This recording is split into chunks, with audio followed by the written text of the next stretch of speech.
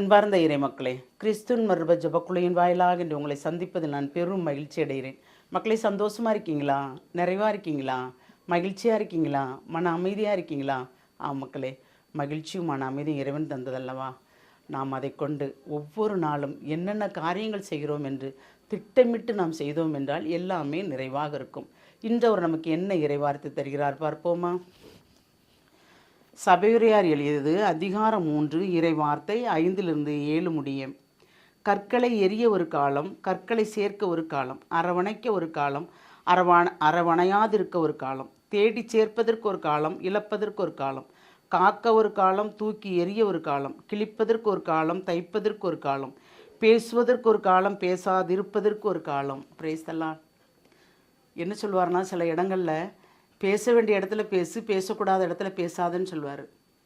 அப்போ நம்ம வாய்க்கு பூட்டு போட வேண்டியது இருக்கும் இல்லையா? தேவையற்ற வார்த்தைகளை பேசி அந்த வம்பில் நாம் மாட்டிக்கொள்ளாதவாறு கற்களை எரிய ஒரு காலம், கற்களை சேர்க்க ஒரு காலம். கற்கள் நம் வாய் நின்று வருகின்ற வார்த்தைகள் எரி கற்களை போல் இருக்கிறது. அது நம் ஒருத்தர் மேல் விழும்போது எப்படி இருக்குது? அவங்கள அடித்து வீழ்த்துற மாதிரி இருக்குது. கல்லை கொண்டு எரிய வேண்டாம், நம்ம சொல்ல கொண்டே எரியிறோம். அதுதான் கற்களை எறிவதற்கு ஒரு காலம், கற்களை காப்பதற்கு ஒரு காலம்.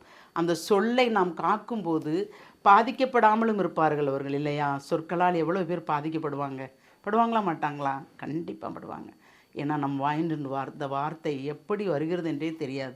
கொட்டி விடுவோம். கொட்டின பிறகு நாம் சிந்திப்போம். அந்த கொட்டின வார்த்தையை எடுத்து பிறக்க முடியுமா? சேர்க்க முடியுமா? இல்லை. பட்டவர்கள் தானே. நாம் கொடுத்து விட்டு பழையபடி திருந்தி அதில் என்ன பலன்? வருந்தி என்ன பலன்? இல்லையா? அதுதான். அப்போது அரவணைக்க ஒரு காலம், அரவணையாதிருக்க ஒரு காலம். நாம் எந்த நேரத்திலும் அரவணைக்கின்ற ஆட்களாகவே இருக்க வேண்டும்.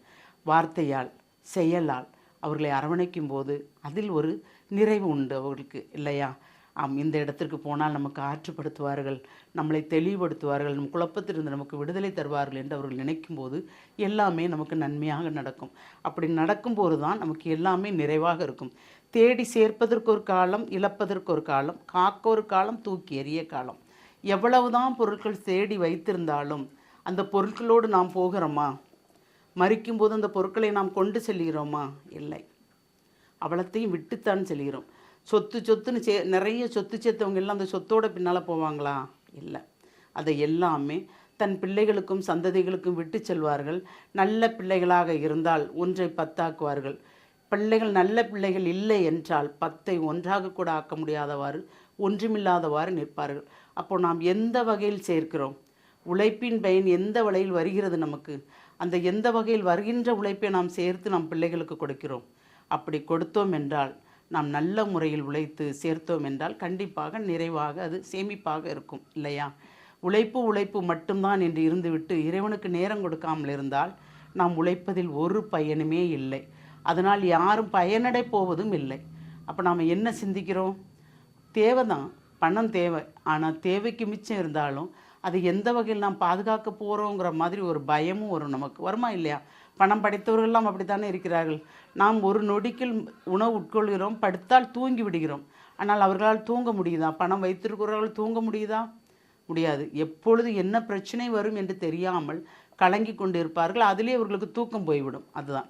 அப்போ நாம் என்ன சேர்த்தாலும் எப்படி சேர்க்கிறோம், யாருக்காக சேர்க்கிறோம், எந்த வகையில் சேர்க்கிறோம் சிந்திக்க வேண்டும்.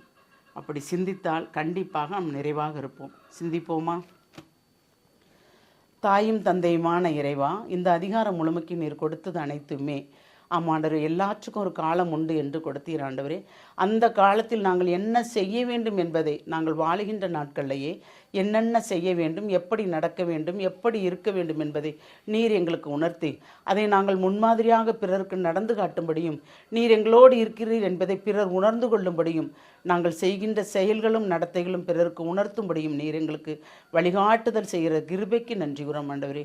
எங்களை கண்டு பிறர் ஆமாண்டவரே இவர்கள் இறைவனோடு இணைந்து நடக்கிறார்கள் என்று அவர்கள் உணர்ந்து கொள்ளும்படி நீர் செய்யப்போகிற அந்த பெரிய காரியத்திற்கு நன்றி கூறி எங்களை முழுமையாக உம்முடைய இரக்கத்துக்குள் ஒப்புக் கொடுக்கிறோம்.